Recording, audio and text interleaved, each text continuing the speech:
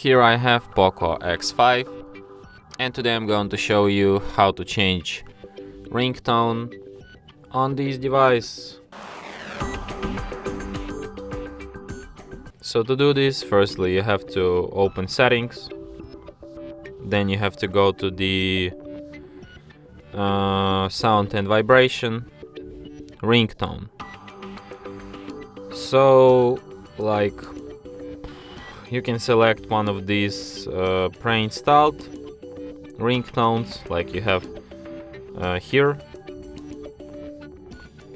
You can also select one of these from this ringtone shop or something, so you have like different moods, different music genres and stuff, like lots of ringtones to pick. You can also choose local ringtone, which means like you can download some file from the internet, like your favorite song, and just set it as your ringtone, but I'm just gonna go with some of the pre-installed ones.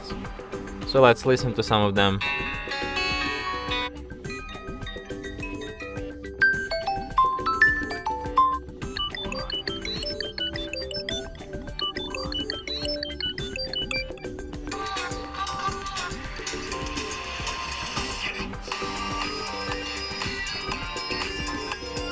Okay, so I'm just gonna stay with this one.